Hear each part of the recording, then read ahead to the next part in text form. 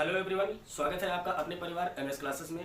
तो दोस्तों, आज हम इस वीडियो में आपको बताने वाले हैं कि कक्षा 9 और कक्षा 11 के छात्र अपनी तैयारी को कैसे बरकरार रखें। तो चलिए दोस्तों, यदि आप हमारे चैनल पर नए हैं तो चैनल को लाइक, सब्सक्राइब और शेयर करना बिल्कुल ना भूलिएगा। तो दोस्तों, सबसे बड़ी समस्या ये है कि जो हमारे कक्षा 9 और 11 के छात्र हैं, कक्षा 8 के बाद जब बच्चे 9 में पहुँच जाते हैं, और दूसरी बात जो अभी अभी हमारे वो छात्र जो अभी अभी बोर्ड एग्ज़ाम को देकर स्वतंत्र हुए हैं, ये अपने तैयारी को, अपने पढ़ाई को आगे कैसे बरकरार रखें, आज हम उन्हीं विषय पर कुछ चर्चा करने वाले हैं आपसे। तो चलिए दोस्तों, देखते हैं। सबसे पहली बात ये आती है कि जब बच्चे अगले क्लास में प्रमोट होते हैं तो उनके लिए सबसे बड़ी समस्या ये होती है कि हम पढ़ाई को कैसे करें। कुल मिलाजुला कर आप कह सकते हैं कि एक मेंटली प्रेशर होती है, और मेंटली प्रेशर होना लाजमी है। कारण कि ये बच्चे 8 में होते हैं तो 9 में जाते हैं, और 9 का सिलेबस उस 8 के सिलेबस से काफ़ी डिफरेंटेड होता है सभी सब्जेक्टों का।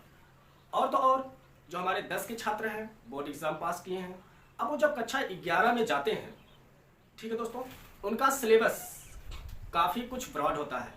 आप कह सकते हैं फिजिक्स, केमिस्ट्री, मैथ को लेकर, फिजिक्स केमिस्ट्री में आपका न्यूमेरिकल्स ज़्यादा हो जाते हैं, बड़े हो जाते हैं, तो बच्चों को समझने में काफ़ी कठिनाई का अनुभव होता है। तो इस कंडीशन में अब आपको करना क्या चाहिए, यह थी आपकी समस्या जो सभी बच्चों के साथ है, ठीक है दोस्तों। और दूसरी बात यह आती है कि अब इस समस्याओं से कैसे निजात पाए।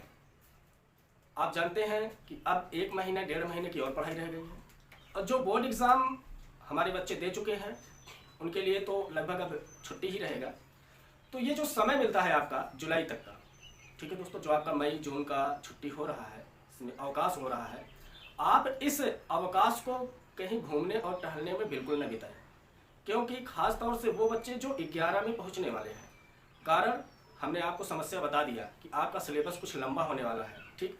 मैथ, फिजिक्स, केमिस्ट्री, कोई भी विषय हो, आप इसका किताब उठाएंगे तो आपको स्वतः समझ में आ जाएगा कि आखिर ये क्या है। बहुत सारे बच्चे ऐसे होते हैं वो समझ ही नहीं पाते कि इसमें करना क्या है, हमें ये दिया क्या है, ठीक है। उस न्यूमेरिकल्स को, उस डेरिवेशन को देखकर डर जाते हैं। इसमें आपको कुछ नहीं करना है, बस सीधा मुद्दे पर आते हैं। आपको अपनी पढ़ाई बरकरार रखनी है। इस अवकाश में बिल्कुल भी अपना समय न गंवाएं।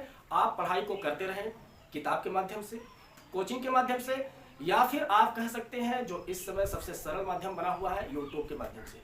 हम ये नहीं कहता कि हमारे ही यूट्यूब से पढ़िए, आप कहीं भी पढ़िए, लेकिन पढ़ते रहिए, ठीक है दोस्तों।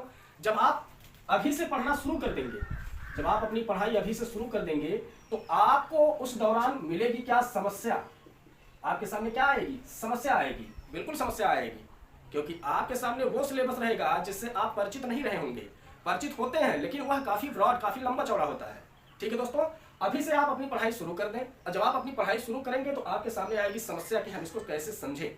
तो करना क्या है, उसी पढ़ाई के दौरान जो भी आपके बेसिक्स क्लियर ना हो, जहाँ जहाँ आपको समस्या आती है, आप किताब के माध्यम से, टीचर के माध्यम से और यूट्यूब के माध्यम से अपने समस्या का समाधान करते चले।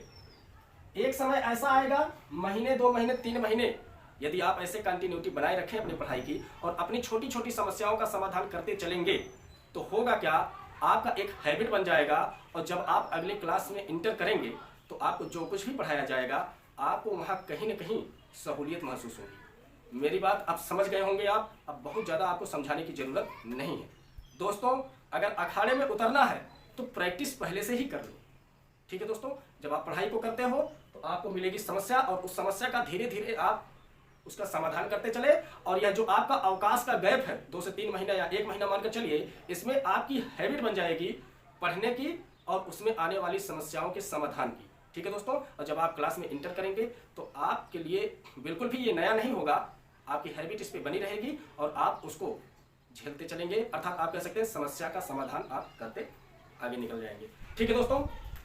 सफल कैसे हूं, सफलता के लिए कुछ नहीं, बस आपको कठिन परिश्रम, ठीक है दोस्तों।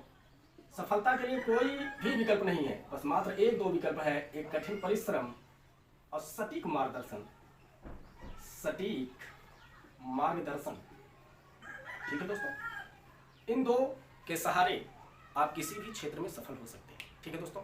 आपको कहीं भी आप या पढ़ाई कीजिए या किसी भी क्षेत्र में रहिए, आपको परिश्रम करना ही करना है, ठीक है। और केवल परिश्रम करना ही बड़ी बात नहीं होती।